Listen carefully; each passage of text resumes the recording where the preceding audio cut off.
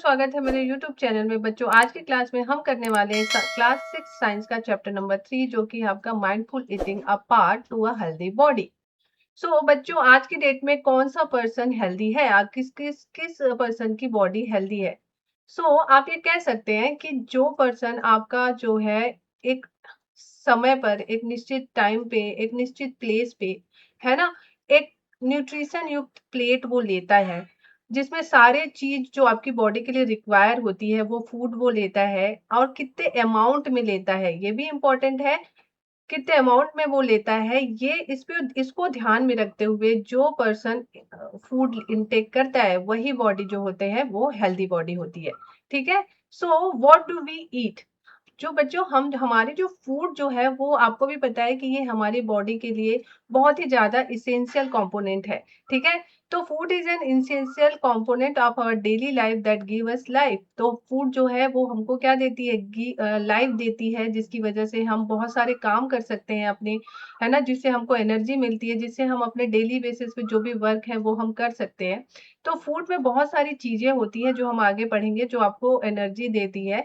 तो सबसे इम्पोर्टेंट चीज, तो सबसे पहले समझने वाली बात है कि फूड जो है वो हमारे लिए इसेंशियल कंपोनेंट है हमारी लाइफ के लिए। We eat a wide variety of food item every day. हम जो है अपने डेली के रूटीन में, अगर हम आज का ही रूटीन अगर हम देख लें, तो आज सुबह से लेकर जो है अब रात तक, डिनर तक, आप बहुत सारी वेराइटीज ऑफ फूड जो है आप खाते हैं, है ना। अलग अलग दिन आप अलग अलग वेराइटी के फूड्स खाते हैं। We eat a wide variety of food item every day. हम रोज रोज वही खाना रिपीट नहीं करते, हम अपने डे के रूटीन पे ही चले, या वीक का, आपकी बुक में एक वीक की चार्ट दी हुई है कि आप मंडे कौन सा फूड खाते हैं, ट्यूसडे आप कौन सा फूड खाते हैं। इस तरीके से आपको मंडे से लेकर संडे तक आपको एक चार्ट बनानी है, जिसमें आप जो डेली आप जो खाते हैं और पीते हैं उसका आपको क्या बनाना है? लिस्ट बनाना है। तो वहां पर देखेंगे कि आपके डे टू डे जो आप खा रहे हैं या फिर जो आप ले रहे हैं, ड्रिंक में पी रहे हैं, वो भी आपका सेम नहीं है। उसमें भी आपको वेराइटी दिखाई दे रही है, उसमें भी जो है वो आपका डिफरेंस दिखाई दे रहा है। तो there is a great diversity in the food choice made by different people and friends. तो आप इस तरीके से, जो आपको मैंने अभी आपको बताया कि आपकी बुक में दी हुई है कि आपको क्या बनाना है, आपको मंडे टू जो है संडे जो आप खाते हैं, है ना, उसकी आपको एक क्या बनानी है? एक टेबल बनानी है, जिसमें आप जो भी उस दिन मंडे जो भी आप खा रहे हो, उस पूरे दिन में आपने जो भी खाया है, जो भी पिया है, उसकी आपको एक क्या बनानी है? लिस्ट बनानी है। इस तरीके से आपको मंडे टू संडे जो है आपको एक टेबल तैयार करनी है, और आपको अपने फ्रेंड्स या फिर आपके जो क्लोज वन है उनसे आपको क्या करना है? कंपेयर करना है। तो आप देखेंगे कि there is a great diversity in the food choice. तो वहां पर आपको बहुत सारी सिमिलैरिटीज भी लगेगी, बहुत सारे डिफरेंस भी आपको दिखेंगे। तो बहुत सारे फूड चॉइस में भी बहुत ज्यादा आपको डाइवर्सिटी दिखेगी। तो next, the food choice often vary from one meal to another. आपकी जो फूड की चॉइस है वो वरी करती है, जो मैंने अभी आपको बताया, from one meal to another. जैसे आप ब्रेकफास्ट में जो खाते हैं, जैसे ब्रेकफास्ट में आपने पोहा खाया, तो लंच में आप क्या खाते खाते हो? जैसे राइस आपने खाई, है ना, दाल आपने खाया, आपने कोई वेजिटेबल खाई, सूखी वेजिटेबल, है ना। फिर स्नैक्स में आप इवनिंग के स्नैक्स में कुछ और लेते हो आप, है ना, और डिनर में आप फिर कुछ और लेते हो। जैसे डिनर में आप रोटी ले लेते हैं, चपाती ले लेते हैं, कोई एक सब्जी ले लेते हैं, या दाल ले लेते हैं, या फिर आप दही के साथ खा लेते हैं। तो इस तरीके से आपकी जो फूड की चॉइस जो है वो ऑफन क्या करती है? वन मील टू अनदर क्या करती है? वरी करते चलती है ना। तो बहुत सारी वेराइटीज हैं हम जो फूड इंटेक करते हैं। वहाँ का नोटिस बोर्ड रीड करते हैं। तो आज का जो नोटिस बोर्ड में जो भी लिखा हुआ है, आज का जो थॉट है वो है आपका, अनेन जातानि जीवति। बच्चों, ये आपके बुक में दिया हुआ है कि मेदू और मिष्टी जो है वो रोज स्कूल जाते हैं, और वहां के नोटिस बोर्ड में रोज एक जो है थॉट ऑफ द डे लिखा हुआ रहता है। ठीक है। आज का जो थॉट ऑफ द डे है वो है आपका, अनेन जातानि जीव जीवती। ठीक है। वो बहुत ही ज्यादा एक्साइटेड हो जाते हैं, बहुत ही ज्यादा क्यूरियस हो जाते हैं इसको पढ़कर। Then Mishti tell Maidu that it is a Sanskrit.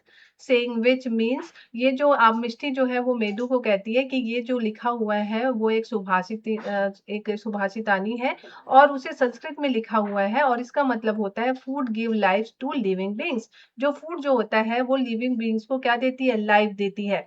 अब बच्चों इसमें इस जो टॉपिक में है उसमें जो है इंपॉर्टेंट एग्जाम पॉइंट से जो आने वाले क्वेश्चंस हो सकते हैं। So what is the significance of the Sanskrit saying अनेन जातानि जीवंती। इसमें जो अनेन जातानि जीवंती जो आपका जो संस्कृत में जो भी दिया हुआ है इसका क्या मतलब होता है, इस तरीके से ये एग्जाम पॉइंट से भी मैं आपको साथ में चैप्टर के साथ साथ मैं आपको बताते जाऊंगी कि एग्जाम पॉइंट से जो है इंपॉर्टेंट क्वेश्चंस क्या बन सकते हैं।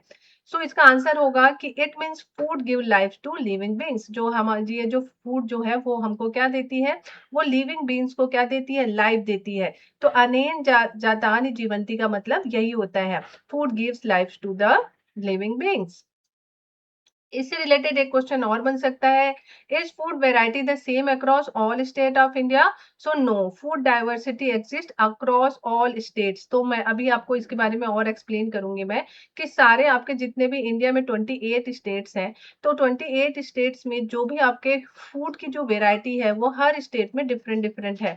हर स्टेट का एक ट्रेडिशनल फूड है, ठीक है। हर स्टेट का अपना एक स्पेसिफिक जो है वहां पर ग्रो होने वाला एक अलग से जो आपके फूड होंगे या अलग से क्रॉप्स होते हैं, ठीक है। सो इन सब के बारे में अभी हम डिस्कस करेंगे। तो चलिए आगे चलते हैं।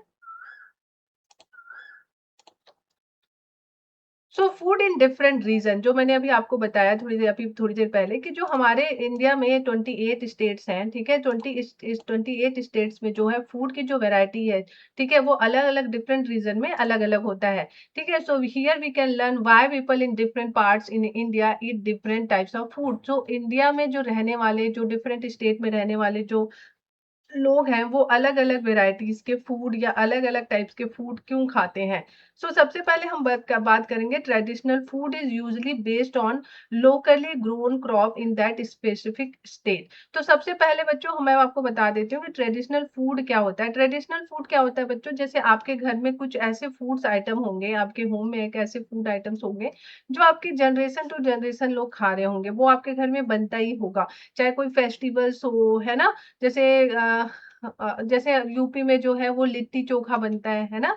लिट्टी चोखा बनता है और भी बहुत सारी चीजें हैं, और जैसे गुजिया जो होता है वो बनता है फेस्टिवल, जैसे आपका वो होली के टाइम पे। तो इस तरीके से अलग अलग स्टेट में जो ट्रेडिशनल फूड है वो अपने जो जनरेशन टू जनरेशन या आपके घर में जो पर्टिकुलर एक फेस्टिवल्स है या फिर किसी चीज पे कोई त्योहार है ना, या कोई आपका जो रीजनल चीज है ना, तो वहां पर वो जो फूड जो आपके घर में बनती है, जो आपके दादा परदादा के टाइम से बनते आ रही है, उसी फूड को ट्रेडिशनल फूड कहा जाता है, ठीक है।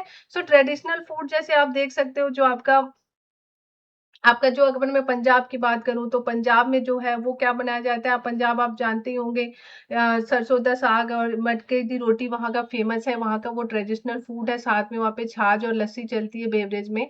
तो ये उसका वहाँ का पंजाब का ट्रेडिशनल फूड है। अब जो ट्रेडिशनल फूड होता है ना बच्चों, वो usually based on the locally grown crops, जो वहाँ पर जो बोए जाने वाले, वहाँ पे जो ग्रो करने वाले जो होते हैं क्रॉप्स, जो लोकली वहीं ग्रो किए जाते हैं, उस पे जो है वो बेस्ड होता है, ठीक है। तो वहाँ पे जो जनरली लगाने वाले जो क्रॉप्स होते हैं, जो वहाँ पे क्रॉप्स जो पाए जाते हैं लोकली ग्रोन क्रॉप्स, उसी से ही जो है आपका वहाँ पे उसी के से बेस होता है आपका ट्रेडिशनल फूड।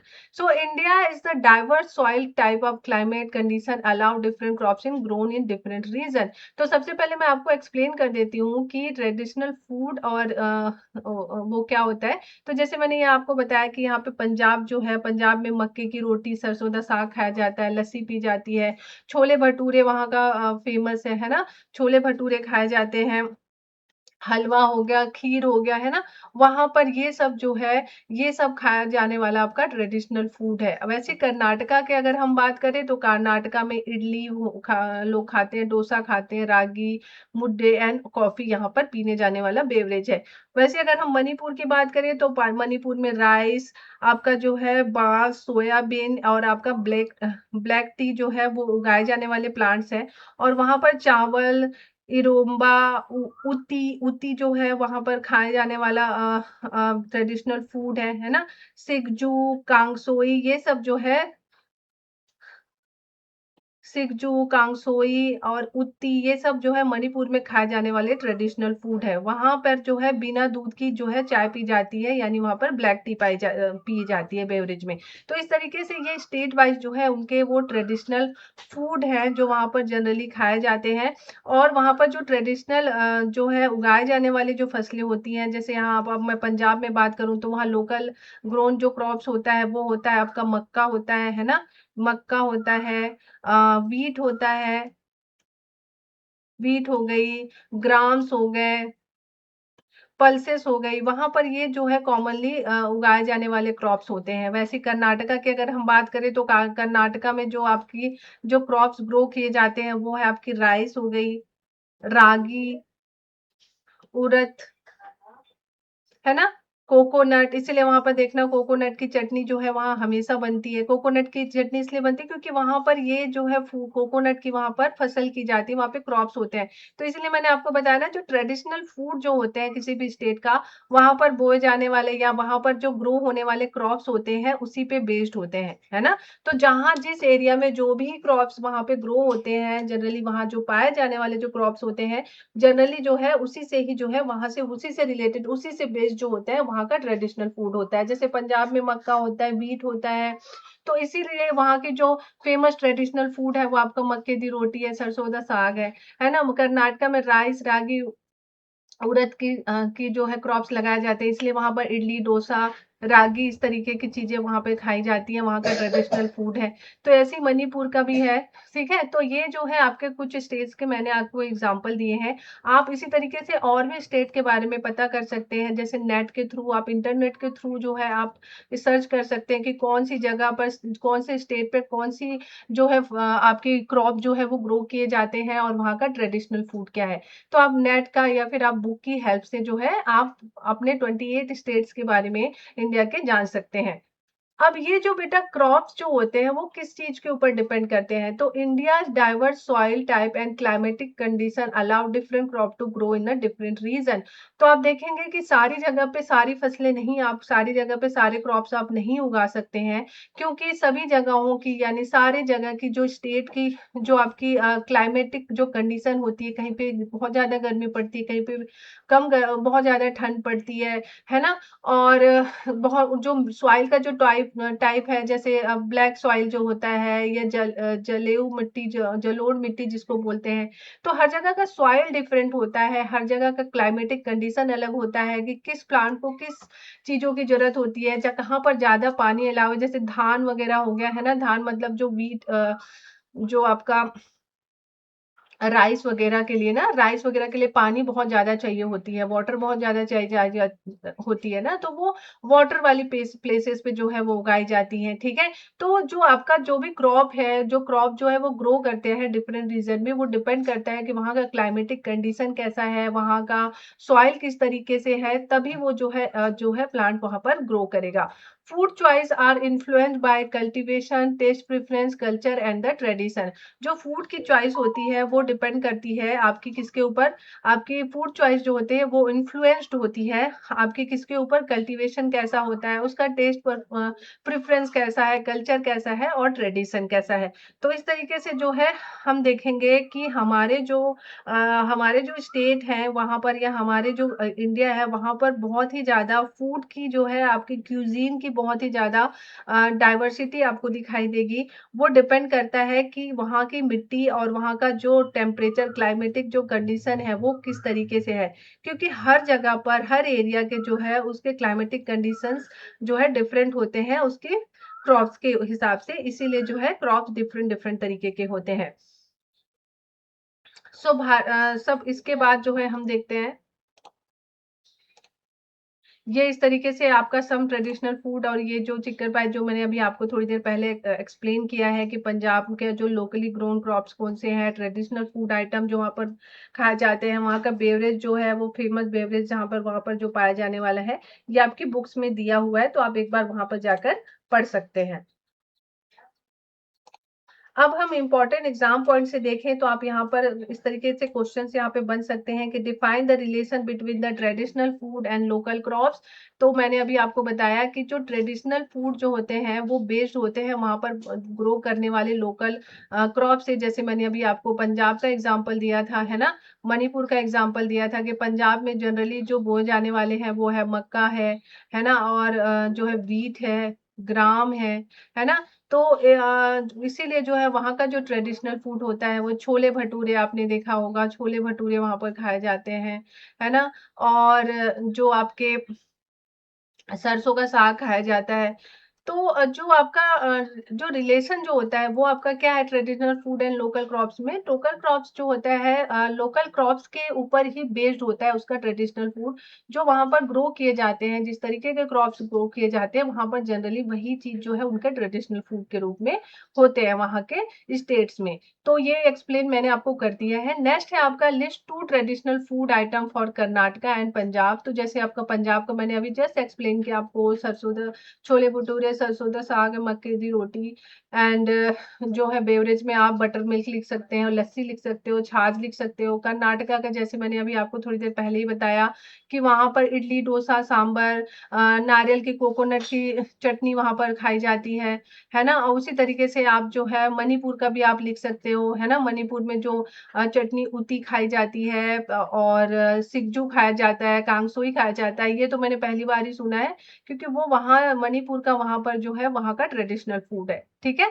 तो इस तरीके से आप इस क्वेश्चन को, अगर क्वेश्चन आपके एग्जाम में आते हैं तो आप इस तरीके से इसको सॉल्व कर सकते हो। नेक्स्ट है बच्चों, how have cooking practice change over time. आपने देखा होगा हम आप आसपास, आपने जब आप बहुत छोटे थे, जब हम लोग बहुत छोटे थे तो उस समय पे जो फूड जो होता था वो जनरली जो मिट्टी और ईंट से बना हुआ जो चूल्हा होता था उसमें लोग खाना बनाते थे with the help of the wood. लेकिन धीरे धीरे जब हम अभी थोड़े और ग्रो हो गए, अभी हम देखते हैं, अगर हमारी बात करें तो अब हम यूज करते हैं स्टोव का, है ना। और भी बहुत सारे चीजें आ गई, इंडक्शन आ गई जो इलेक्ट्रिसिटी से चलती है। तो बहुत अलग अलग तरीके का जो टेक्नोलॉजी डेवलपमेंट हुई है, अलग अलग चीजें जो है नई नई चीजें आई हैं। तो इसके बेसिस पे जो है कुकिंग की जो चेंज है, कुकिंग प्रैक्टिस में बहुत ही ज्यादा चेंज आया है ओवर टाइम, ठीक है। So this part we will discuss the evolution of how we prepare our meal. तो आप जो है खाना किस तरीके से हम पहले बनाते हैं, हम अपना खाना कैसे प्रिपेयर करते हैं, अपना मील कैसे प्रिपेयर करते हैं, हम यहाँ पर पढ़ेंगे। तो आप किस प्रकार का खाना आप अभी भी खाते हैं, आप अपने पेरेंट्स से आपने क्या नया खाना स्टार्ट किया, नया खाना आपने खाने लगे हो।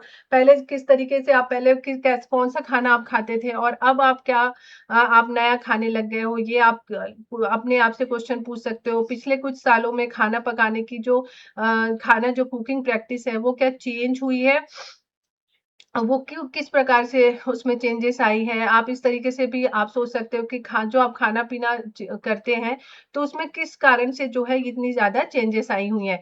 तो cooking practice are also known as a culinary practice. क्या बोला जाता है बच्चों, ये याद रखना है आपको, cooking practices are known as a culinary practice. जो कुकिंग प्रैक्टिस होती है, आपके जो आपने देखा है कि जो भोजन आप पकाने की जो भी टेक्नोलॉजी होती है, जो भी प्रैक्टिस होती है, जो खाना जिस तरीके से आप उसको बनाते हो, खाने को बनाने की जो तरीका होता है ना, जो भी पद्धति होती है, जो भी प्रैक्टिस होता है, that is called a culinary practice, ठीक है। So cooking practices are known as a culinary practice. So it in the past most cooking was done using a चूल्हा। जैसे अभी आपने मैंने आपको बताया कि पहले जमाने में लोग जो है चूल्हा यूज करते थे। ये दिखाती हूँ मैं आपको इसकी पिक्चर।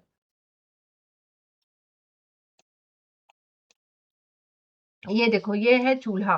पहले लोग खाना इसी से बनाते थे, हमने भी इसी से खाना खाया है ना। तो इसमें क्या होता है, ईंट को जोड़कर जो है मिट्टी से जो है इसको इस तरीके से चूल्हा बनाते हैं और with the help of the wood या कोयला जो है इसको जलाया जाता था, है ना। और इसी में पहले जमाने में खाना खाया जाता था, जिसको ट्रेडिशनल स्टोव कहते हैं। और अब आज की डेट में आप देखेंगे कि ये मॉडर्न गैस स्टोव आ गया है ना। उसी तरीके से जब हम पहले क्या होता था, जो मसाले होते थे और भी चीजें होती थी, उनको जो है इस सिल बट्टा, जिसको अभी भी किसी के घर में, बहुत सारे लोगों के घर में है ये, तो स्टोन ग्राइंडर का यूज करते थे उसको पीसने के लिए मसालों को। लेकिन आज के डेट में आप देखेंगे कि इलेक्ट्रिक ग्राइंडर यूज होता है, जिसमें आप सिर्फ इलेक्ट्रिक के हेल्प से जो है आप मसाले वगैरह आप जो है वो पीस लेते हैं, जल्दी से वो जो है आप ग्राइंड कर लेते हैं, है ना। तो ये जो है इसमें जो है बहुत सारी चेंजेस आए, है ना? भोजन पकाने और पीसने के बहुत सारे पद्धतियों, बहुत सारे प्रैक्टिस, बहुत सारे मेथड का पता लगा। समय के साथ जो आपका क्लिनरी जो प्रैक्टिस है वो जो है चेंज होते गया, है ना? खाना बनाने की जो पद्धति थी या खाना बनाने का जो तरीका है वो चेंज होते गया on the basis of the technique and the समय। तो आप देख सकते हैं in the past time we will make food was done using a chulha, हम चूल्हा यूज करते थे। Now day we primarily use modern gas stove, जो मैंने अभी आपको दिखाया। Grinding has move from the manual method, पहले लोग हाथ से पीसते थे, यूज करते थे सील बट्टा, जिससे आप अपनी चीजों को, जो अब मसाले होते थे और भी बहुत सारी चीजें होती थी, वो आप उसको पीसते थे, ग्राइंड करते थे। लेकिन आजकल जो है इलेक्ट्रिक ग्राइंडर की हेल्प से आप चीजों को ग्राइंड कर लेते थे। पहले जो है अनाजों को ले आप क्या करते हैं, आप फूड को पीसने के लिए आप मील में भेज देते हैं या ऑटोमेटिकली आपको जो है व्हीट जो है वो आटे के फॉर्म में मिल जाता है। लेकिन पहले ज़माने में लोग क्या करते थे, आपने चक्की सुनी होगी। चक्की जो है वो इसी पत्थर के जैसे होता था, सर्कल इस तरीके से, और यहाँ ऊपर एक लकड़ी लगी रहती थी, है ना? इसी में होल होता था। इसी होल में जो है आपके जो पल्सेस हैं या फिर जो आपकी राइस है उसको डाल के जो है उसको पीसा जाता था। तो पहले ज़माने में ये आपकी कुलिनरी प्रैक्टिस थी, है ना? जो कुकिंग की जो प्रैक्टिस थी वो इस तरीके से लोग करते थे, इन सब चीज़ों का यूज़ करते थे उसको करने के लिए। So change are due to technology development, ये जो चेंजेस आई हैं वो किस बेसिस की किस लिए आई है, जो टेक्नोलॉजी है वो डेवलप हो गई है ना? बेटर ट्रांसपोर्टेशन हो गया है और कम्युनिकेशन हो गया है ना? तो इसकी वजह से जो है ये जो आपकी जो खाना जो आपकी कुकिंग जो प्रैक्टिस है वो काफ़ी ज़्यादा चेंज हुई है। अब यहाँ पर आपको इम्पोर्टेंट एग्जाम पॉइंट से जो क्वेश्चंस आपके बनते हैं वो है आपका व्हाट आर culinary प्रैक्टिस, जो मैंने अभी आपको बताया है कि जो कुकिंग प्रैक्टिस है वही आपकी क्या होती है, culinary प्रैक्टिस होती है कि किस तरीके से खाना आपका जो है बनाया जाता है, यानी खाना बनाने की जो पद्धति होती है, जो मेथड होता है। तो cooking practice is called culinary practice. Mention two factors that have caused change in cooking practice over time. तो कुकिंग की जो प्रैक्टिस है वो ओवर टाइम किस टू फैक्टर्स की वजह से चेंज हुआ है, तो ये मैंने अभी आपको बताया कि बेटर कम्युनिकेशन होने लग गया, है ना? बेटर कम्युनिकेशन होने लग गया और जो टेक्नोलॉजी है वो इम्प्रूव हुई। तो इन सब वजहों से जो है वो आपका क्या हो गया, आपकी जो कुकिंग प्रैक्टिस है वो ओवर टाइम क्या हुई, आपकी चेंज होती गई। तो ये टू फैक्टर्स हैं आप जिसको लिख सकते हैं। Technology development, better transportation, communication, these are the factors जिसकी वजह से जो है आपका कुकिंग की प्रैक्टिस जो है वो चेंज होती गई। नाउ अब हम डिस्कस करते हैं what are the component of food. तो आपके बुक्स में दिए हुए हैं कि आपके जो फूड के जो कंपोनेंट्स हैं वो कौन-कौन से हैं, जिससे आपको जो है एनर्जी मिलती है, जिससे आपका ग्रोथ हो रहा है, जिससे आपकी बॉडी को प्रोटेक्ट हो रहा है। तो हम खाने में ऐसी कौन-सी चीज़ें हम खाते हैं जिसकी वजह से जो है आपके जो बॉडी है वो फिट है ना? तो व्हाट आर द कंपोनेंट, हमारे फूड में ऐसे कौन-कौन से कंपोनेंट्स हैं जो जिसकी वजह से हमारी बॉडी फिट है, उसी के बारे में हम अभी डिस्कस करेंगे। तो न्यूट्रिएंट्स आर फूड कंपोनेंट, ठीक है? ये न्यूट्रिएंट्स जो होते हैं वो हमारे फूड कंपोनेंट होते हैं that provide energy, support growth, है ना? And protect to our body. तो सबसे पहला कंपोनेंट हम पढ़ेंगे वो है हम कार्बोहाइड्रेट। तो कार्बोहाइड्रेट क्या होता है? जैसे आपने देखा होगा कि जो है जब हम कुछ समय तक खाना नहीं खाते हैं, जैसे हम फास्ट रखते हैं या बहुत टाइम ऐसा हो जाता है कि हम बहुत बिजी हो जाते हैं, फूड नहीं हम खा पाते वो बहुत टाइम तक, तो हम क्या फील करते हैं, और हमको ऐसा लगता है हमारे में बिल्कुल एनर्जी नहीं है ना? हम बहुत टायर्ड फील करते हैं। तो वो क्यों हम फील करते हैं? क्योंकि आपने फूड इंटेक नहीं किया, आपने कार्बोहाइड्रेट नहीं लिया हुआ है। जैसे आपने ये भी देखा होगा कि जो मैराथन में जो दौड़ने वाले जो धावक होते हैं, यानी जो रेसर होते हैं, वो क्या करते हैं, वो समय के साथ जो है आप देखेंगे, जब भी आप प्ले करने जाते होंगे, आप भी प्ले करने जाते होंगे, तो साथ में बैडमिंटन या फिर कोई भी आपका जो फेवरेट गेम होगा, आप अपने साथ ग्लूकोन डी लेके जाते हैं। तो क्या होता है, उससे क्या होता है कि जैसे ही आप उसको पीते हैं, है ना? तो आपको तुरंत इंस्टेंट एनर्जी मिल जाती है ना? इंस्टेंट एनर्जी मिल जाती है। क्यों? क्योंकि जो ग्लूकोज जो होता है वो जो है वो हमारे बॉडी को तुरंत एनर्जी देती है ना? तुरंत एनर्जी देती है। जैसे हम खाना खाते हैं, तो खाने में आप जो रोटी खाते हो, राइस खाते हो, मेज खाते हो, तो ये सब खाना हम जो खाते हैं उसको जो है हमको थोड़ा-सा उसको डाइजेस्ट होने में, चीज़ों को प्रोसेस होने में थोड़ा टाइम लगता है, तभी आपको एनर्जी मिलती है। लेकिन अगर आपको इंस्टेंट एनर्जी चाहिए, आप बहुत ज़्यादा टायर्ड हो, आप प्ले करके आ रहे हो, तो आपको इंस्टेंट एनर्जी चाहिए, तो आप क्या पीते हो? आप ग्लूकोज़ वाले वाटर पीते हो। ग्लूकोन डी जैसे आपने सुना होगा, है ना? तो आप इस ग्लूकोन डी को पानी में मिक्स करके आप जो है पीते हो, तो इससे क्या होता है, आपको तुरंत एनर्जी मिल जाती है, इंस्टेंट एनर्जी मिल जाती है। तो ये जो ग्लूकोज है ना, वो भी आपका एक तरीके का कार्बोहाइड्रेट का एग्जाम्पल है। तो जो कार्बोहाइड्रेट होता है वो हमारा जो फूड है उसमें जो हमारे हमारे जो फूड का जो है वो ऊर्जा के प्राथमिक स्रोतों में से एक है ना? तो हमारा जो कार्बोहाइड्रेट है उससे हमको क्या मिलती है, हमको जो है एनर्जी मिलती है। तो ये हमारा प्राइमरी सोर्स है। क्या है? हमारा प्राइमरी सोर्स है, क्या है? हमारी बॉडी में एनर्जी का। तो हम बहुत तरीके का जो है हम सीरियल खाते हैं, जैसे हम बहुत सारे खाते हैं, जैसे व्हीट हो गया, राइस हो गया, मेज़ हो गया।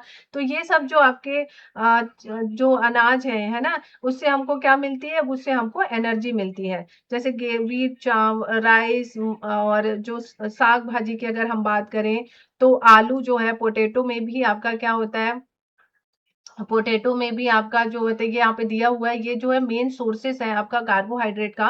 कार्बोहाइड्रेट जो है हमको मिलता है, पोटैटो में भी कार्बोहाइड्रेट होता है, sugar cane, banana, pineapple, mango, maize, है ना? ये bajra, rice, wheat, sweet potato is also source of carbohydrate. तो इन सारे फूड से हमको क्या मिलती है? कार्बोहाइड्रेट मिलती है, जिससे हमको एनर्जी मिलती है। तो ये जो कार्बोहाइड्रेट है, ये हमारा मेन सोर्स है आपका क्या है, एनर्जी का, है ना? साथ में आप जो है शुगर आप खाते हैं, शुगर भी क्या है, वो आपका क्या है, एक प्रकार का कार्बोहाइड्रेट है। ये भी शुगर भी जो है आपका क्या है, कार्बोहाइड्रेट है। तो ये जो है आपके मेन सोर्सेस है कार्बोहाइड्रेट के। ये मैंने आपको कुछ सोर्सेस बताया है कार्बोहाइड्रेट के, और कार्बोहाइड्रेट से हमारी बॉडी को क्या मिलती है, एनर्जी मिलती है, जिसकी वजह से आप बहुत सारे काम आप कर पाते हैं, है ना? तो इसी से रिलेटेड आपने कभी देखा होगा, आपने ठंड में जो है आप जो है लड्डू खाते हैं, लड्डू में बहुत सारे क्या-क्या होते हैं, लड्डू में जो है लड्डू में जो है ड्राई फ्रूट्स होते हैं, बेसन होता है, आटा होता है, घी यूज़ होता है, गुड़ या फिर आप जैगरी या फिर शुगर यूज़ होता है, साथ में उसमें गोंद भी डाला जाता है, बहुत सारे अलग टाइप के ड्राई फ्रूट्स डाले जाते हैं। तो यहाँ पर जो आपके जो घी और जो ऑयल ऑयल और नट्स जो होते हैं, है ना? जो आप लड्डू खाते हैं, आप आपके घर में, सभी के घर में विंटर के टाइम पे जो है वो आप जो है लड्डू खाते हैं। जो उसमें जो है बहुत सारे नट्स यूज़ होते हैं, बहुत सारे ऑयल या घी उसमें डाली जाती है, जनरली घी डाली जाती है। तो ये जो है ये आपको क्या करती है, आपको जो है शरीर को, जब हम ये लड्डू खाते हैं तो वो हमारी बॉडी को हीट देती है, ठीक है? गरम रखने के लिए ये जो है क्या करती है, हमको एनर्जी देती है। हमारी बॉडी को गरम रखने के लिए जो है ये लड्डू जो हम इनटेक करते हैं, खाते हैं विंटर के समय पे, वो हमको ऊर्जा देती है, ताकि हमारी बॉडी जो है वो गरम रहे। ठीक है? तो इसमें जो है बहुत सारे से घटक होते हैं, जैसे इसके पार्ट होते हैं। तो इसमें जो आपका मेन पार्ट जो होता है, जो है वो है आपका फैट्स। तो फैट्स किस-किस में होता है? घी में होता है, ऑयल होता है, नट्स होता है। ये मेन सोर्सेस हैं। ये are main sources of stored energy and keep us warm. जो है ये हमारी बॉडी में जो है स्टोर्ड एनर्जी के फॉर्म में रहता है, और ये हमारी बॉडी को क्या करता है? हमारी बॉडी को वार्म रखता है ना? हमारी बॉडी को वार्म रखता है। इसीलिए जो है विंटर के समय पे आप लड्डू खाते हैं, जिसमें बहुत सारे नट्स और घी होते हैं। हमारी जो बॉडी में स्टोर्ड एनर्जी के फॉर्म में जो रहता है वो आपका होता है फैट्स। कभी-कभी आप देखते हैं कि हम फास्ट रखते हैं, बहुत लोग देखते हैं 9 10 डेज़ तक कुछ नहीं खाते हैं, लेकिन फिर भी वो अपना काम और वो ठीक रहते हैं ना, काम करते रहते हैं। तो वो किस लिए होता है? क्योंकि कार्बोहाइड्रेट क्या होता है ना बच्चों, कार्बोहाइड्रेट से आपको एनर्जी मिलती रहती है ना? जब आप खाते हैं आपको एनर्जी मिलती है, आप रोटी रोज़ खाते हो, रोज़ राइस खाते हो, तो आपको एनर्जी मिल रही है डाइजेशन के बाद। लेकिन जो फैट्स होते हैं ना, ये स्टोर्ड फॉर्म में आपकी बॉडी में रहती है ना? आपके आपकी बॉडी में स्टोर्ड फॉर्म में रहती है, और जब आपको ज़रूरत पड़ती है ना, तो यही आपको जो है फैट्स जो है वो आपको एनर्जी देती है, और आपकी बॉडी को वार्म रखती है, ठीक है। तो carbohydrate and fats are the energy giving food. अगर आपको क्वेश्चन में आता है कि एनर्जी गिविंग फूड्स कौन सा है, तो वो है आपका carbohydrate and fats, both are the energy giving foods. जो मैंने अभी आपको बताया, कार्बोहाइड्रेट तो हम डेली ले रहे हैं ना, जो हम खा रहे हैं, आलू खा रहे हैं, पोटेटो खा रहे हैं, शुगर पोटेटो खा रहे हैं, स्वीट पोटेटो खा रहे हैं, है ना। और भी चीजें आप जो खाते हैं, जिससे हमको जैसे सॉरी, राइस खा रहे हो आप, व्हीट खा रहे हो, है ना। तो इन सब चीज़ों से आप मैंगो खा रहे हो, मक्का खा रहे हो, तो इन सब चीज़ों से आपको क्या मिल रही है, ये हमको जो है एनर्जी दे ही रही है। लेकिन जो आपके फैट वाली चीज़ है, जैसे आप घी, ऑयल, नट्स, जो ऑयल जो है वो आपको बहुत सारे प्लांट वाले प्लांट से मिल जाते हैं। जैसे आपका पीनट जो है, यहाँ पर आप देखेंगे जो आलमंड जो सीड, आमंड जो ड्राई फ्रूट्स है उससे मिलते हैं, कैशवे नट है, सेसमे सीड जो है, सोयाबीन है, ग्राउंड नट है ना, वॉलनट है, सनफ्लावर सीड है, पिस्ताको है, बटर है। ये सब जो है वो मेन सोर्स है आपके फैट से, जिनसे हमको जो है फैट मिलती है। क्या मिलती है? फैट मिलती है, जिससे हमको एनर्जी जो है हमारी बॉडी को मिलती है। तो ये जो है फैट जो है वो एनर्जी गिविंग फूड है, ठीक है। अब जो है कार्बोहाइड्रेट और जो फैट है वो हमें बहुत सारे काम को करने के लिए एनर्जी देती है। बहुत सारी चीजें हैं जो हम करते हैं, उसके लिए हमको एनर्जी मिलती है। इसी कारण से इसे क्या बोला जाता है? एनर्जी गिविंग फूड बोला जाता है। और हमारे जो मैंने भी आपको बताया, हमारी जो बॉडी में जो फैट होता है वो स्टोर फॉर्म में होता है। जैसे आप, अगर मैं एग्जांपल में आपकी बुक्स में दिया हुआ है, पोलर बियर का एग्जांपल दिया हुआ है।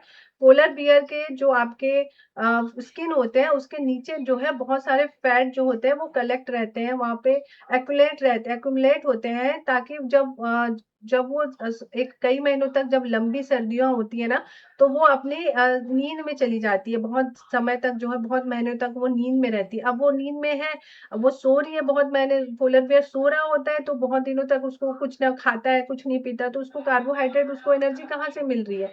तो उसको कहीं से एनर्जी कहाँ मिल रही है, ताकि वो जो है सर्वाइव कर रहा है। तो उसको, उसकी जो बॉडी होती है ना, वहां पर बॉडी में जो उसकी जो स्किन होती है, उसके नीचे जो है वसा जो है, यानी फैट जो है, वो वहां पर एकत्रित रहता है, कलेक्ट रहता है। तो उसी से उसको क्या मिलती है? एनर्जी मिलती है, ताकि वो काफी महीनों तक बिना खाए पिए वो सरवाइव कर लेता है। तो अब ये जो होता है, ये जो टू फूड्स जो है जिससे हमको एनर्जी मिलती है, that is called a fats and carbohydrate. अब हम चलते हैं, अपने बॉडी के लिए बहुत ज्यादा जरूरी है। इससे जो है हमारी बॉडी जो है वो ग्रोथ होती है। इसीलिए जो यंग एज के जो बच्चे होते हैं उनको स्पेशली बोला जाता है, या जो भी बॉडी बिल्डिंग जो करता है, उनको प्रोटीन लेना बहुत ज्यादा जरूरी होती है, ताकि उनके मसल्स स्ट्रांग हो सके, है ना। तो इसीलिए जो है आप इसको याद रख सकते हो कि जो बॉडी बिल्डर्स होते हैं उनको प्रोटीन बहुत ज्यादा जरूरी है। इसीलिए जो प्रोटीन जो होती है उसको बोला जाता है बॉडी बिल्डिंग फूड्स। अब जो प्रोटीन है वो किस में पाया जाता है? पल्सेस में है, जैसे जो भी आप दालें खाते हैं, मिल्क है, एग है ना। तो जो प्रोटीन्स जो है वो हमको बहुत सारे प्लांट से भी मिलते हैं। तो प्लांट सोर्सेज भी हैं आपके प्रोटीन के, और जो है एनिमल सोर्सेज भी हैं आपके प्रोटीन के। तो प्रोटीन जो है बेसिकली वो हमारी बॉडी को बिल्ड करती है, और ये हमारे ग्रोथ के लिए और हमारे रिपेयरमेंट के लिए, है ना, हमारी बॉडी में जो रिपेयरमेंट होती है उसके लिए प्रोटीन जो है वो काफी ज्यादा जरूरी है। तो यहाँ पे कुछ एग्जाम्पल दिए हुए हैं जो मैंने अभी आपको बताया है, कि जो प्रोटीन जो है वो हम प्लांट सोर्सेज जिससे हमको प्रोटीन मिलता है। जैसे मैंने आपको बताया, जितने भी आपके पल्सेस है, लाइक मूंग दाल, तूर की दाल, किडनी बीन्स जो आप जिसको राजमा बोलते हैं, ग्राम्स हो गए जिसमें आपके चिकपी होते हैं, और ग्राम्स होते हैं, पीस हो गई, मटर हो गया, सोयाबीन हो गए। ये सब प्लांट सोर्सेस हैं जिससे हमको प्रोटीन मिलता है। अगर हम बात करें एनिमल सोर्सेस की, तो जो आपकी मीट है, फिश है, चिकन है, पनीर है, एग है, ये सब जो है आपके, मिल्क है, ये सब है प्लांट सॉरी एनिमल सोर्सेज, जिससे हमको क्या मिलता है? प्रोटीन मिलता है। तो प्रोटीन हमारे लिए बहुत ज्यादा जरूरी है, और इसे बॉडी बिल्डिंग फूड कंपोनेंट बोला जाता है, बॉडी बिल्डिंग फूड बोला जाता है, जिससे हमारी बॉडी जो है वो ग्रो करती है और रिपेयर होती है। अब हम बात करते हैं, आपने एक और बहुत ही इम्पोर्टेंट सोर्स है आपका प्रोटीन का, वो है आपका मशरूम। मशरूम आप सभी लोगों ने खाया होगा। अगर नहीं खाया है तो बच्चों ये आपको बिल्कुल खाना चाहिए, क्योंकि मशरूम जो होता है वो इसमें काफ़ी मात्रा में प्रोटीन पाया जाता है। ये बहुत ही अच्छा गुड सोर्स है आपका प्रोटीन का मशरूम। और ये जनरली जो है अंधेरे और बहुत ही ज़्यादा मॉइस्चर वाले प्लेस में उगते हैं। तो हमको मशरूम जो है वो आपको खाना चाहिए, खासकर वेजिटेरियन को तो मस्ट है। So vitamins and minerals are protective nutrients that protect us the disease. तो डिसीज। तो ये आपका प्रोटीन का हो गया, जो मैंने आपको बताया कि किस-किस चीज़ों से आपको प्रोटीन मिलता है। सो आपको क्या लगता है कि आपके जो डेली रूटीन वाले जो फूड्स हैं, उनमें जो है आपको जो आप खाते हो, ग्रीन वेजिस खाते हो, जो आपके प्लांट से आपको मिलते हैं, तो क्या आप जैसे आपको सैलेड डॉक्टर जो है आपको सैलेड खाने को बोलता है, आपको जो है ग्रीन वेजिस खाने के लिए बोला जाता है, तो ये आपको खाने में क्यों इंक्लूड करने के लिए बोला जाता है? तो इसके पीछे कुछ आपकी पुरानी चीज़ें हैं जो मैं आपको एक्सप्लेन कर देती हूँ। पुराने समय में क्या है, जो लोग बोट से जाते थे, जो शिप में जाते थे, वो क्या होते थे, उनके जो ना गम से ना ब्लड आते थे, है ना? ब्लड आते थे, उनका जो है वहाँ पर स्वेलिंग हो जाती थी। तो 1746 की एक लंबी यात्रा में एक स्कॉटलैंड के एक जो है चिकित्सक थे जिनका नाम था जेम्स लिन। उन्होंने देखा कि जो है जो वहाँ के जो बोट चलाने वाले थे, उन्होंने कुछ लोगों ने नींबू, लेमन और जो है ऑरेंज उन्होंने खाया था। तो इस रोग से जो मुक्त हो गए, वो उनको फिर ये प्रॉब्लम नहीं आई, उनके गम से जो है वो ब्लड नहीं आया और उनके जो गम्स है उसमें स्वेलिंग नहीं हुई, तो इसका मतलब ये हुआ कि उसमें वो रोग नहीं हुआ। तो ये जो होता है इसका मतलब वो जो रोग जो होता है जिसमें गम से ब्लड्स वगैरह आते हैं उसको स्कर्वी रोग बोला जाता है। तो स्कर्वी रोग जनरली जो है किससे होता है, आपकी डेफिशिएंसी ऑफ विटामिन सी की वजह से होती है, जो कि आपको सिट्रस वाली जितने भी फ्रूट्स हैं लाइक लेमन और ऑरेंज अगर आप उसको खाते हैं, तो आपको ये रोग नहीं होता है। तो हमको ये जो मैंने आपको ये स्टोरी बताई है, इसमें ये है कि जो स्कर्वी रोग होता है, वो कैसे ठीक होता है। जो लेमन और जो ऑरेंज होता है, उसमें बहुत ही ज़्यादा मात्रा में विटामिन सी होती है, जिसकी वजह से वो जो है, वो आपके जो है स्कर्वी रोग आपको नहीं होता है ना? अब इसी से रिलेटेड एक और उन्होंने आपकी बुक में दिया हुआ है कि 1960 के टाइम में एक जो साइंटिस्ट थे, उन्होंने पाया कि जो हिमालय वाले जो एरिया थी और जो भारत के जो नॉर्थ वाला मैदानी भाग था, ठीक है ना? वहाँ पर क्या था, वहाँ पे जो लोगों के गले के अगले वाले भाग में स्वेलिंग सी हो गई थी। लोगों को बहुत सारे लोगों में वो दिखाई देने लग गया था। तो जो इंडियन गवर्नमेंट है, उन्होंने जो है उनको ध्यान में रखा और उन्होंने सामान्य जो नमक था ना, जो सॉल्ट था उसको जो है उन्होंने आयोडीन की पूर्ति करने का प्रयास किया। जो नॉर्मल सॉल्ट जो आप खाते हो उसमें आयोडीन डाला गया। सो इसे जिसे आयोडीन युक्त नमक भी कहा जाता है। आपने एडवर्टाइज़मेंट देखा होगा या न्यूज़पेपर में पढ़ा होगा या आप जो सॉल्ट लेते हैं उसमें देखना वहाँ लिखा हुआ रहता है कि आयोडीन युक्त जो है सॉल्ट। सो आयोडीन युक्त जो सॉल्ट होता है उसके खाने से हमने क्या क्या हो गया, वहाँ पर जो हिमालय वाला एरिया था, वहाँ पर क्या था, वहाँ की सॉइल में जो है वहाँ पर आयोडीन की कमी हो गई थी। जिसकी वजह से क्या था, वहाँ पे जो रहने वाले जो लोग थे, उनके जो फूड है, उनके जो वाटर है, वहाँ पर आयोडीन की कमी हो गई। इसी वजह से उनके गर्दन के सामने जो है फूला हुआ पार्ट जो है वो आप उनको लोगों को सभी लोगों के गले का पार्ट जो है वो सामने वाला पार्ट उभरा हुआ दिखाई दे रहा था, स्वेल वाला भाग सूजन रेखा वाली चीज़ें दिखाई दे रही थी, जिसको बोला जाता है घेंघा, है ना? इस रोग को बोला जाता है ग्वाइटर बोला जाता है, ठीक है?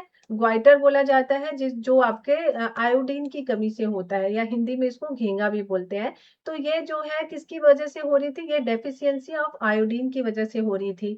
तो इसमें क्या हुआ कि आपने देखा होगा जो मैंने आपको बताया कि जो साधारण जो नमक था उसमें सॉल्ट में उन्होंने आयोडीन युक्त नमक जो है उन्होंने आयोडीन डाला गया, जिससे जो आपकी जो ग्वाइटर वाली जो रोग थे या ग्वाइटर का क्यूर होने लग गया। ठीक है? सो ये एक रीज़न है। अब आपको पता होगा कि नमक कहाँ पर सॉल्ट कहाँ पर बनाया जाता है। नमक की एक्चुअली खेती होती है। ये अगारिया नामक वहाँ की जो जनजाति होती है, जो समुदाय जो कम्युनिटी होती है, वो जो है इनकी एक बहुत ही ज़्यादा ट्रेडिशनल प्रथा है ये कि कच्छ जो होता है, कच्छ वाले एरिया जो होते हैं या फिर जो आपका गुजरात वाला एरिया है, वहाँ पर नमक की खेती होती है।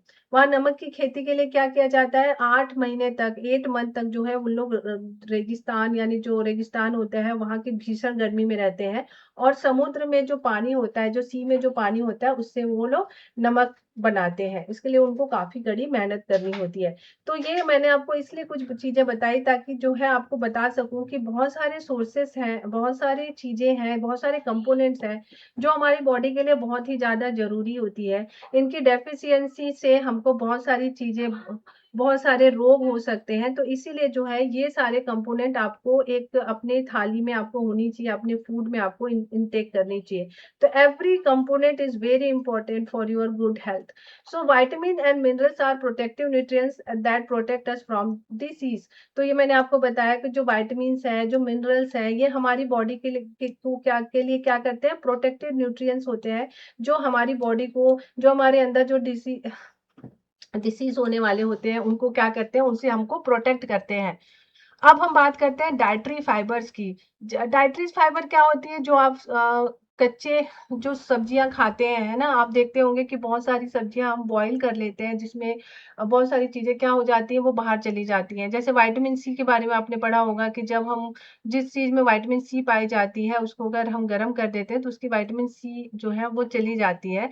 तो यहाँ पर जो आपके अ, जो डाइटरी फाइबर्स जैसे सैलेड हो गया, कच्ची सब्जियाँ हो गई, वो आपके डाइटरी फाइबर्स हैं। ये हमारी बॉडी को क्या करती है, help the body get rid for undigested food. जो हमारी बॉडी में जो अनडाइजेस्टेड फूड होता है, उसको बॉडी से बाहर निकालने के लिए डाइटरी फूड जो होता है, फाइबर जो होती है, वो बहुत ही ज़्यादा इम्पोर्टेंट होती है। इसके अलावा जो वाटर होती है, वो भी बहुत ज़्यादा इम्पोर्टेंट होती है। इसीलिए आपको बोला जाता है कि क्वांटिटी होती है कि आपको एक दिन में इतनी वाटर आपको पीनी चाहिए, क्योंकि वाटर क्या करती है, हमारी बॉडी में जो भी बॉडी एब्जॉर्ब न्यूट्रिएंट हमारी वाटर की हेल्प से जो है हमारी बॉडी जो है वो न्यूट्रिएंट्स को एब्जॉर्ब करती है, और जो वेस्ट जो मटेरियल होते हैं, जो हमारी बॉडी में होते हैं, उसको स्वेट और यूरिन के थ्रू हमारे बॉडी से बाहर निकाल देती है।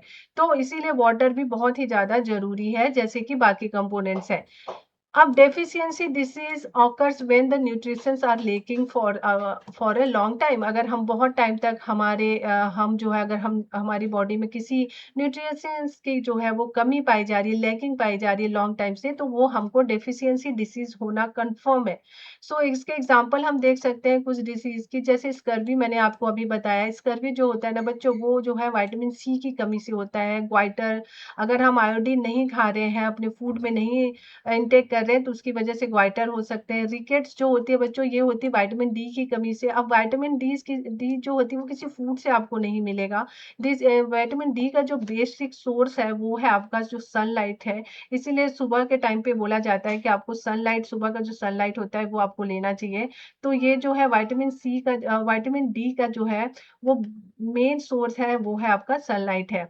अब एनीमिया क्या होता है, ये लेकिंग आयरन। अगर आपकी बॉडी में आयरन की डेफिशिएंसी है, आप आयरन वाली चीजें जैसे पालक, स्पिनिच वगैरह वेजिटेबल्स हैं जिसमें बहुत ज्यादा आयरन होते हैं, ऐसे पॉमग्रेनेट फ्रूट है, ये सब अगर आप नहीं खाते हैं तो आपको एनीमिया हो सकता है। तो ये जो कुछ डिसीज हैं जिसके बारे में मैंने आपको बताया, और भी है यहाँ पर चार्ट में, वो भी हम डिस्कस कर लेते हैं।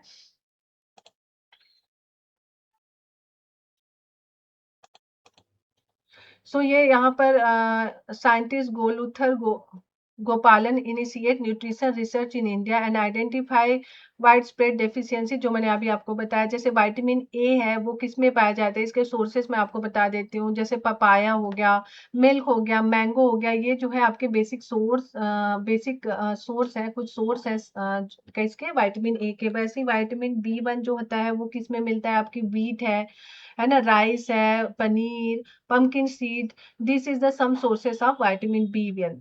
नेक्स्ट है आपका विटामिन सी, जितने भी सिट्रिक फूड है like guava, green chilli, lemon, amla, tomato, orange, these are the some sources of vitamin C. Vitamin D आपको मिलता है सबसे पहले तो सनलाइट है, जो आपके बटर है, फिश है, मिल्क है, एग है, और एडिबल मशरूम है, ये इन सब में जो होता है वो आपका विटामिन डी मिलता है।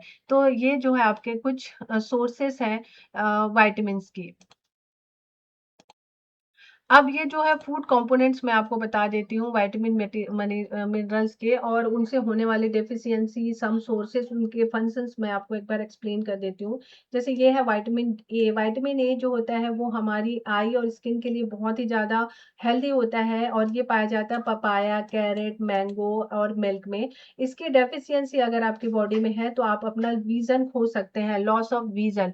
पुअर विज़न हो सकता है, सिम्पटम्स आपको क्या दिखाई देगा, आपकी विज़न पुअर होने लग जाएगी, आपकी जो है डार्कनेस, नाइट ब्लाइंडनेस हो जाएगी, सम टाइम कंप्लीट लॉस कर सकते हो आप अपने विज़न में।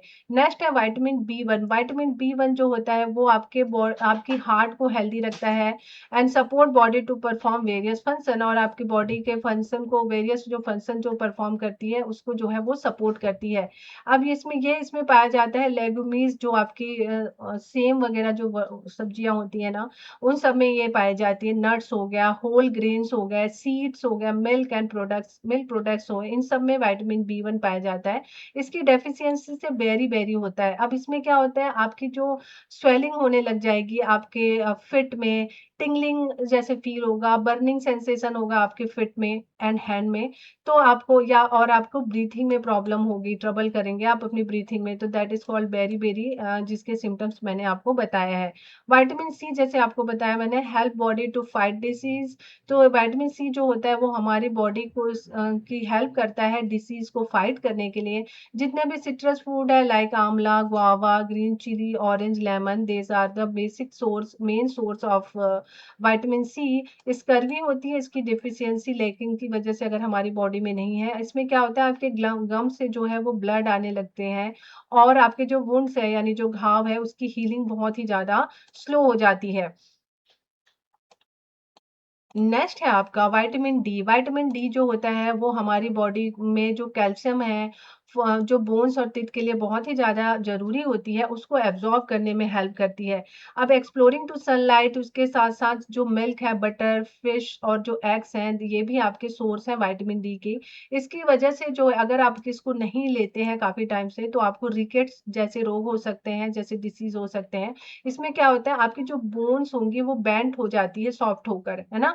नेक्स्ट है कैल्शियम न्यूट्रिशन। कैल्शियम न्यूट्रिएंट जो होता है वो keep bones and teeth healthy. ये हमारे बोन्स और टीथ को बहुत ही ज़्यादा हेल्दी रखती है।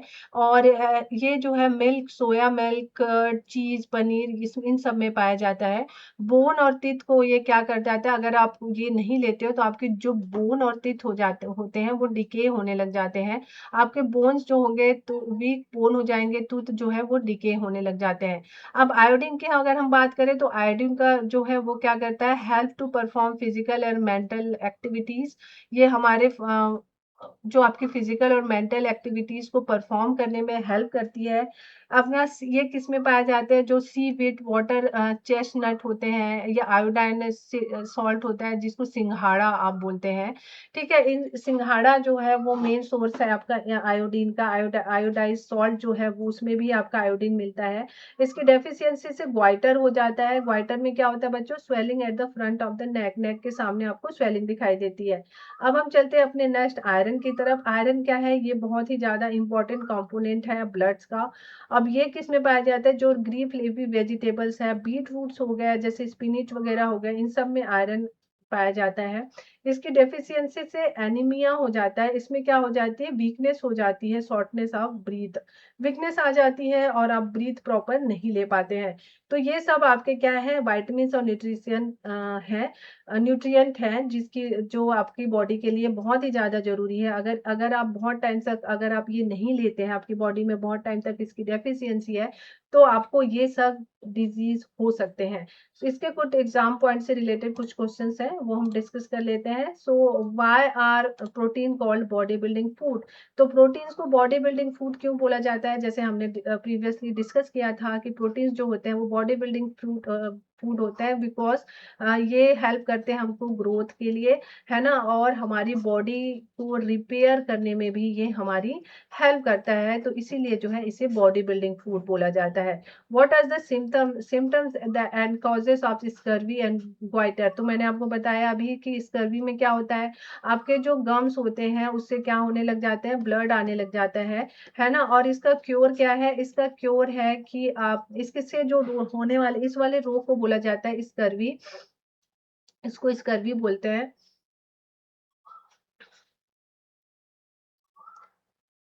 स्कर्वी बोला जाता है, ओ भाई। बॉडी बिल्डिंग फीड मैंने अभी बताया, ये इरेज हो गया है, सॉरी, इसको फिर से मैं लिख देती हूँ। ये रिपेयर के लिए अच्छा होता है, हमारी बॉडी के रिपेयरमेंट के लिए और ग्रोथ के लिए होता है, ठीक है, तो इसीलिए जो है इसको बॉडी बिल्डिंग फूड, मतलब इससे हमारी एक्चुअली बॉडी बिल्ड होती है। और नेक्स्ट है, ये आपको स्कर्वी यहाँ पे लिखा हुआ है, ग्वाइटर लिखा हुआ है। इसका स्कर्वी का जो आपका सिम्टम्स होता है कि गम से जो आने लगता है वो ब्लड आने लग जाता है ना। और इससे इसको कैसे हम ठीक कर सकते हैं, हम इसमें जो विटामिन सी वाले फूड है वो हम इंटेक करके जो है इसको ठीक कर सकते हैं, जैसे गुआवा, ऑरेंज, आंवला। अब ग्वाइटर क्या है, ग्वाइटर में क्या होता है, जो नेक का जो फ्रंट एरिया जो होता है वो क्या हो जाता है, स्वेल हो जाता है, ठीक है। और इसके इसके में क्या है, आयोडीन की डेफिशिएंसी की वजह से ये होता है, ठीक है। तो आयोडीन युक्त हम अगर फूड, आयोडीन वाले सॉल्ट लेते हैं, आयोडीन वाले फूड हम खाते हैं, तो इससे जो है हम बच सकते हैं। नेक्स्ट है, अब यहाँ पर जो आपके फूड में जो कंपोनेंट्स होते हैं हम उसको कैसे टेस्ट कर सकते हैं, ठीक है। तो nutrients like starch, fat and protein can be detected using fairly simple test. तो हम जो है किसी भी न्यूट्रिएंट में क्या है, स्टार्च है, फैट है, प्रोटीन है, कौन सा कंपोनेंट है, उसको हम डिटेक्ट कैसे कर सकते हैं, उसको एक सिंपल टेस्ट होते हैं जिसके थ्रू हम इसको जो है क्या कर सकते हैं, उसको हम फाइंड आउट कर सकते हैं। तो chemicals used in this test are harmful and must be handled with a great care. आप जो इसमें केमिकल यूज करेंगे वो आप किसी के प्रेजेंस में यूज करेंगे, आप जो है, क्योंकि इसके केमिकल्स काफी हार्मफुल होते हैं। जैसे आप इसको यूज करें, अपने सबसे पहले हैंड वॉश आपको करना है, ठीक है। अब जो है, वन शुड नेवर टेस्ट और smell the chemical use in the lamp. कभी भी आपको वो जो आप जो भी केमिकल यूज करेंगे आप कभी भी उसका टेस्ट नहीं करेंगे और ना ही जो है उसको स्मेल करेंगे। अब यहाँ पे क्वेश्चन आ सकता है, what safety precaution should be taken in the while testing food components. आप जो है सेफ्टी कौन सा प्रिकॉशन रखेंगे, taken while testing food component. जब आप फूड कंपोनेंट की टेस्टिंग करेंगे तो आप कौन से प्रिकॉशन रखेंगे, जो मैंने अभी आपको बताया कि आप कभी भी उसको टेस्ट नहीं करेंगे, स्मेल नहीं करेंगे केमिकल को, आपको केमिकल यूज करने के बाद हैंड वॉश करना चाहिए और आपको किसी के प्रेजेंस में ही ये जो है करने चाहिए। तो ये आपके इसके कुछ प्रिकॉशन है। तो चलो हम टेस्ट देख लेते हैं कि अलग अलग कंपोनेंट्स के जो है टेस्ट किस तरीके से होंगे। तो सबसे पहला टेस्ट है वो है आपका स्टार्च का टेस्ट, कि हम स्टार्च का टेस्ट, किसी भी कंपोनेंट में स्टार्च अगर प्रेजेंस है तो हम उसको कैसे पता करेंगे। तो आपको क्या लेना है, take a small quantity of food. आप कोई से भी फूड ले सकते हैं स्मॉल क्वांटिटी में, लाइक पोटैटो स्लाइस, हम पोटैटो स्लाइस लेते हैं, ठीक है। आप उसमें 2 to 3 ड्रॉप्स डालेंगे diluted iodine solution using a dropper. आप ड्रॉपर की हेल्प से 2 to 3, यहाँ पर एक्टिविटी हो रही है, आप देख सकते हैं यहाँ पे पोटैटो की स्लाइस रखी गई है, उसमें जो है आपको ड्रॉपर की हेल्प से 2 to 3 जो है आपको आयोडीन सॉल्यूशन डालना है। अब blue black colour change into the presence of starch. जो आपका जो पोटैटो होगा वो किस में चेंज हो जाएगा, ब्लू ब्लैक कलर में। तो ये जो अगर अगर ये चेंज हो जाता है ब्लू ब्लैक कलर में, इसका मतलब है वहां पर स्टार्च प्रेजेंट है, ठीक है। अब इसमें एग्जाम पॉइंट से क्या आ सकता है, which chemical is used for the starch. ये बहुत इंपॉर्टेंट है कि स्टार्च के टेस्ट के लिए आपने कौन सा केमिकल यूज किया है, तो बेटा ये है आयोडीन सॉल्यूशन। कौन सा है, आयोडीन सॉल्यूशन। तो ये क्वेश्चन आ सकता है iodine solution. What colour indicate positive result of the starch. तो क्या कलर आया था आपका, ब्लू ब्लैक। कौन सा कलर आया था, ब्लू ब्लैक कलर, ठीक है। तो ये दोनों आपको याद रखना है कि आपको कौन सा केमिकल उसमें डालना है, और जो कलर है वो जो आपका स्टार्च हमको कैसे पता चलेगा एज अ रिजल्ट पॉजिटिव। तो अगर उसका कलर जो होता है वो ब्लू ब्लैक कलर हो जाएगा तो वहां उस फूड में स्टार्च है, ठीक है, अब नेक्स्ट हम चलते हैं टेस्ट की तरफ, वो है आपकी फैट का टेस्ट। अब फैट का टेस्ट, किसी भी कंपोनेंट में फैट है वो हम कैसे पता करेंगे? अब physical test to identify oil and fats in food. और जो फूड में ऑयल और फैट्स है ये हम कैसे पता करेंगे? आपको क्या करना है, wrap the food item in a piece of a paper and press it actually. आप इसमें कोई सा भी फूड ले सकते हैं, जैसे अब हम यहाँ पर पीनट ले लेते हैं। ठीक है, अगर पीनट है या फिर आप अखरोट, वॉलनट ले सकते हो। तो अगर आप इसको जो है इसके कुछ पार्ट्स आप ले लेंगे, ठीक है, और उसको आप क्या करेंगे, wrap the food item in a piece. आपको उसको रैप करना है पेपर में केयरफुली। आपको क्या करना है, allow the paper to dry the food container water contain water और an oily patch on the paper that lets lightly through faintly show the presence of fat. तो आप देखेंगे कि आप पेपर से भी अगर आप उसको थोड़ा सा प्रेस करते हैं ना, तो वहां पर आपको कुछ लिक्विडी सा ऑयली सा पैच दिखाई देगा उस पेपर में। और जब आप जो है उसको ड्राई करेंगे, है ना, फिर आपको वहां पर एक ऑयली पैच दिखाई देगा इस तरीके से। अगर आप वॉलनट को डाल के, एक पेपर है वॉलनट के कुछ पार्ट्स डाल देते हैं, या पीनट्स के को ग्राइंड करके रख देते हैं और उसको प्रेस करते हैं, तो आपको पेपर में इस तरीके से ऑयली सा पैच दिखाई देगा। और इसी ऑयली पैच से जब आप सनलाइट को देखते हैं या फिर लाइट को देखेंगे, तो paper that lets light through faintly show, तो यहाँ से आपको लेस लाइट आपको दिखाई देगी। तो ये जो आपको पैच दिखाई दे रहा है that is called a patch. ठीक है, अब यहाँ एग्जाम पॉइंट से जो आने वाला है, ये तो हम घर पे करते हैं, आप इसको घर पे कर सकते हो, क्योंकि इसमें ना तो कोई केमिकल यूज हो रहा है ना कुछ नहीं हो रहा है। तो आप इसमें वॉलनट या फिर पीनट के आप ग्राइंड करके थोड़ा सा छोटा सा पार्ट लेके आप पेपर में इस तरीके से प्रेस कर देना। फिर वहां पर आपको ना देखना एक ऑयली सा पैच दिखाई देगा, इसका मतलब उस फूड में फैट प्रेजेंट है। So how can you to test the food without using chemical? आप देख, यही मैंने आपको बताया, इसमें कोई भी केमिकल यूज नहीं हुआ है। तो आप बता सकते हो आपको किस तरीके से इसको बताना है, टेस्ट को करना है। ठीक है, अब नेक्स्ट है वो है आपका प्रोटीन का टेस्ट हम कैसे करते हैं? A chemical test involving two solution to find the proteins. अब प्रोटीन के टेस्ट करने के लिए यहाँ पे टू सॉल्यूशन आपको दिए हुए हैं। तो पहला है वो है आपका मेक अ पेस्ट और powder of the food item. आपको पेस्ट बनाना है या फिर पाउडर बनाना है फूड आइटम का, जैसे हम प्रोटीन में पल्सेस ले सकते हैं। ठीक है,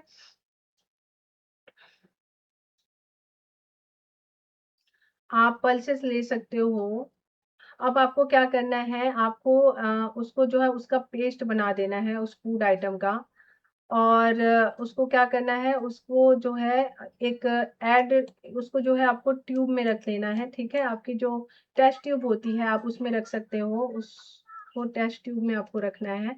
और फिर उसमें add 2 drop of copper sulphate solution and 10 drops of caustic soda solution to the food paste in a test tube. आपको टेस्ट ट्यूब लेना है और उसमें आपने जो प्रोटीन वाले जो भी फूड आपने लिए हैं, कोई सा भी फूड आप अपने मन से ले सकते हो। मैंने यहाँ पल्सेस की बात की, तो आप कोई भी पल्स को ग्राइंड कर दो या उसका पाउडर बनाकर आप उसको टेस्ट ट्यूब में डालेंगे।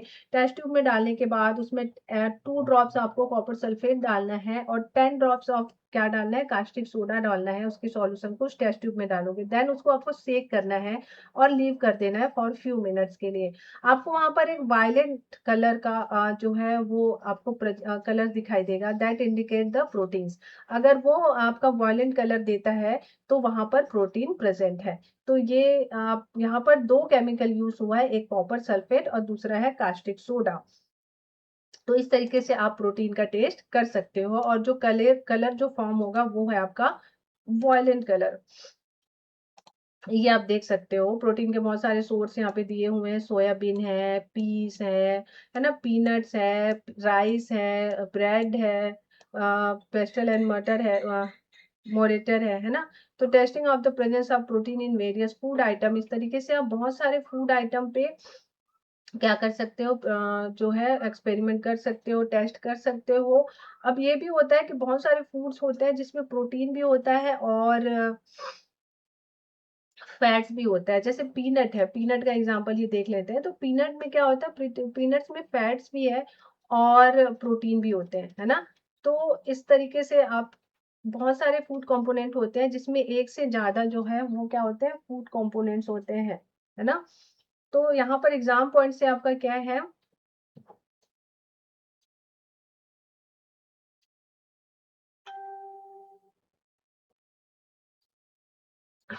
बहुत सारे फूड आइटम होते हैं, उसमें बहुत से वन से मोर ज़्यादा वन से मोर आपके जो है फूड हेल्दी फूड कंपोनेंट्स होते हैं। और उसमें जैसे मैंने अभी आपको बताया जो पीनट है उसमें प्रोटीन और फैट दोनों प्रेज़ेंट होता है। तो इसीलिए जो है एक फूड में जो है बहुत सारे न्यूट्रिशन या न्यूट्रिएंट हो सकते हैं, बहुत सारे विटामिन्स हो सकते हैं, कंपोनेंट्स हो सकते हैं, तो आप जो है इसलिए कोई भी पोषक तत्व आपको स्किप नहीं करना चाहिए, कोई भी फूड कंपोनेंट आपको स्किप नहीं करना चाहिए, आपको डेली जो है उसको खाना चाहिए।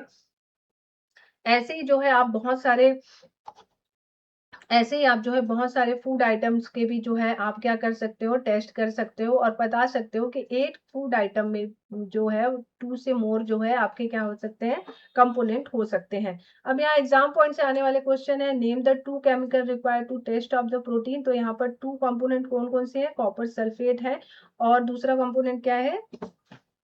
Caustic soda. तो यहाँ पे 2 कंपोनेंट आपको दिखाई दे रहा होगा, कॉपर सल्फेट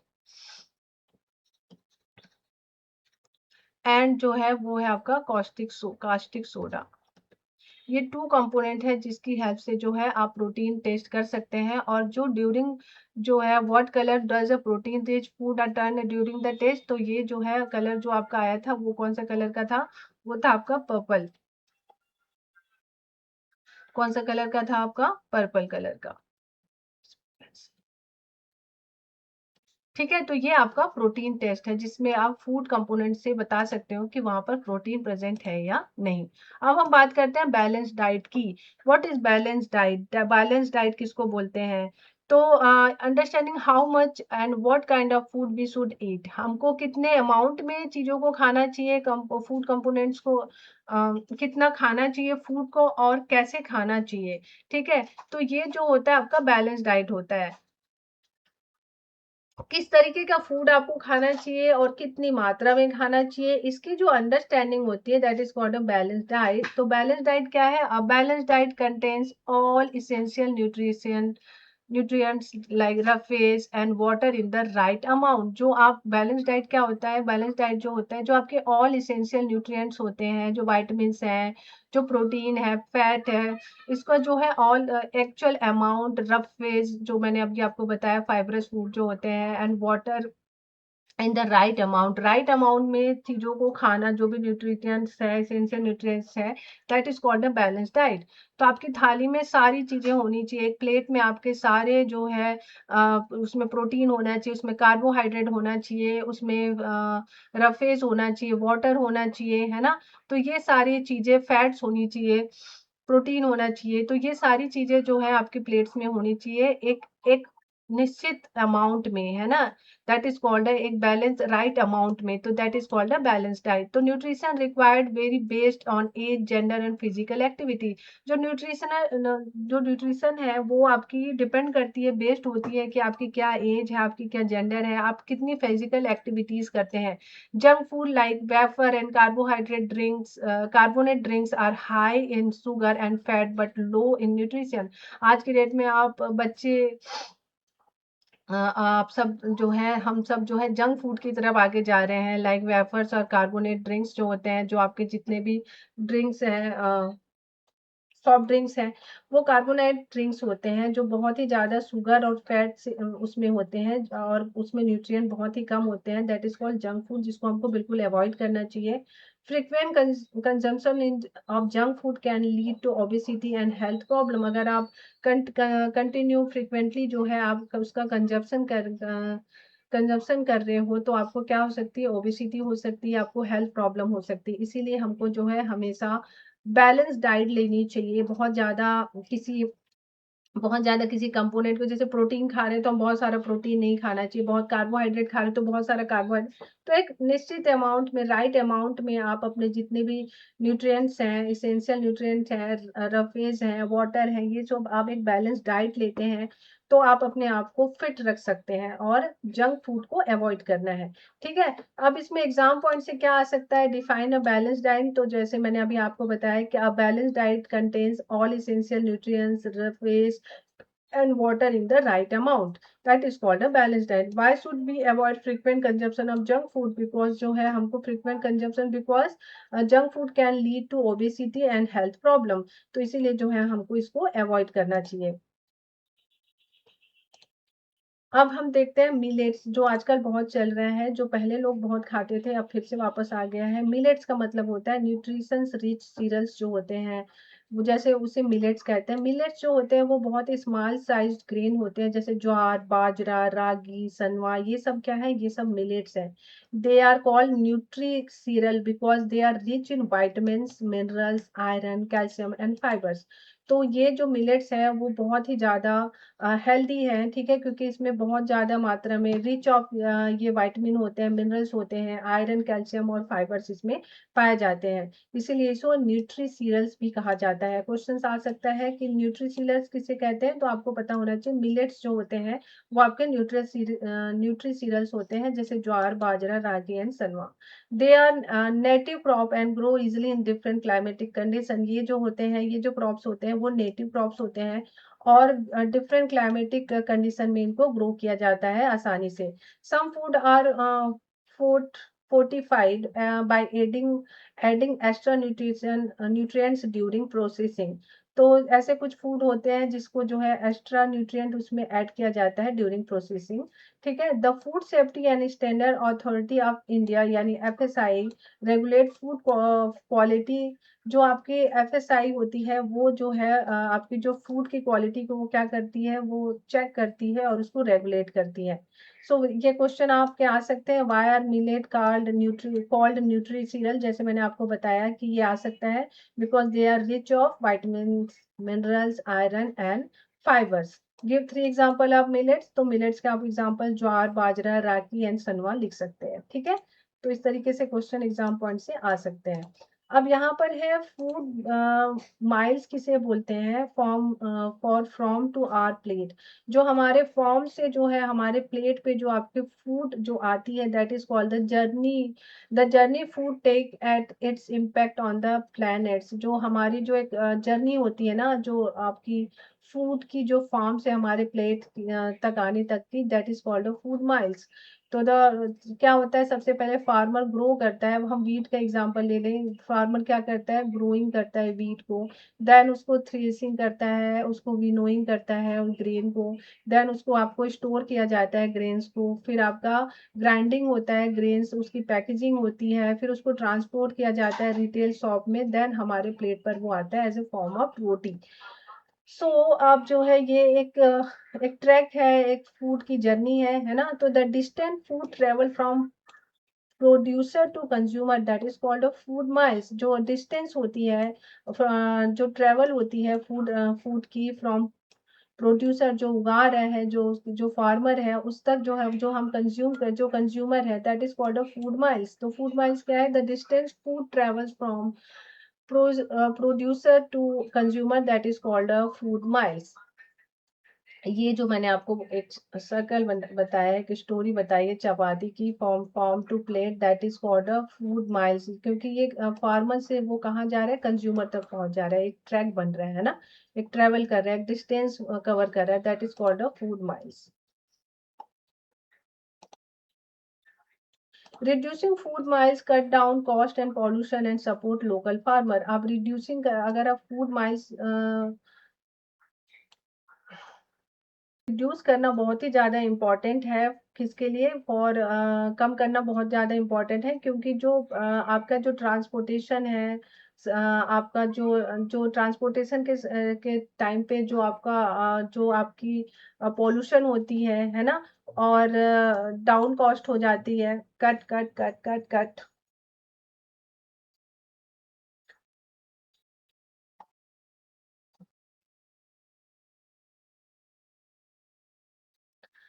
सो रिड्यूसिंग फूड माइल्स बहुत ज़्यादा इम्पोर्टेंट है फॉर कट्स डाउन कॉस्ट. और जो पॉल्यूशन होता है, जो आपका ट्रैवलिंग के समय पे जो भी पॉल्यूशन होता है, उसको कम करने के लिए जो है वो बहुत ही ज़्यादा इम्पोर्टेंट है, ताकि जो लोकल फार्मर है उनको क्या मिल सके, सपोर्ट मिल सके.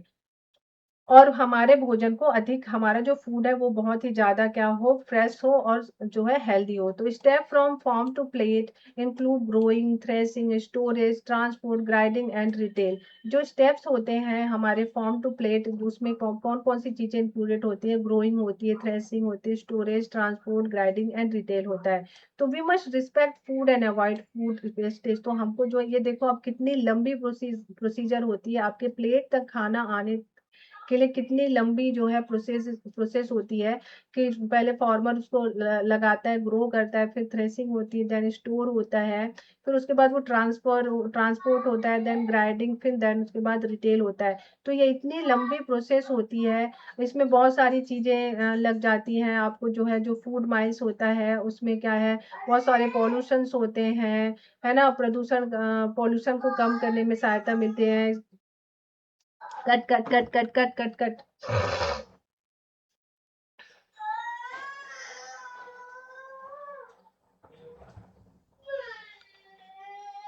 जो फूड मील्स होता है उसको कम करना, बहुत ही रिड्यूस करना बहुत ही ज़्यादा इम्पोर्टेंट है, क्योंकि इसमें जो आपके जो कट डाउन जो कॉस्ट होते हैं करने के लिए, और पॉल्यूशन को कट डाउन करने के लिए, cut cut cut cut, reducing food miles बहुत ही ज़्यादा इम्पोर्टेंट है, क्योंकि इससे जो है कट डाउन होगा आपका कॉस्ट और पॉल्यूशन का, जिससे जो है लोकल फार्मर को बहुत ही ज़्यादा सपोर्ट मिलेगा।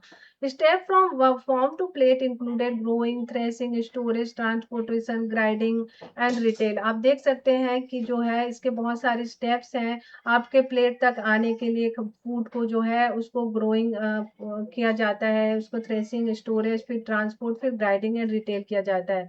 तो इसीलिए जो है हमें कभी भी फूड आइटम को वेस्ट नहीं करना चाहिए, उनकी रिस्पेक्ट करनी चाहिए।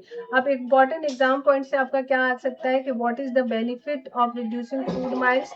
तो benefit of reducing food miles में क्या है, इससे जो है कट डाउन होगा आपके कॉस्ट का, पॉल्यूशन का, और जो है लोकल फार्मर होगा उनको जो है आपका क्या हो जाएगा, जो है उनको सपोर्ट मिलेगा। Why it is important to stop food wastage, because जो है आप देख सकते हैं कि बहुत ही लॉन्ग प्रोसीजर होता है फूड को आपके प्लेट तक आने में। इसीलिए हमें हमें कभी भी फूड को वेस्ट नहीं करना चाहिए, रिस्पेक्ट करना चाहिए। अपने थाली में आपको उतनी ही फूड लेनी चाहिए जितना आप खा सको, ठीक है। तो इसलिए कभी भी हमको वेस्ट नहीं करना चाहिए। तो ये आप इम्पोर्टेंट पॉइंट जो है फूड वेस्टेज में लिख सकते हैं। तो यहाँ पर आपका जो है बेटा, आपका ये चैप्टर नंबर 3 कंप्लीट होता है, ठीक है। इसके क्वेश्चन आंसर जो है हम अपने नेक्स्ट क्लास में कंप्लीट करेंगे। Thank you.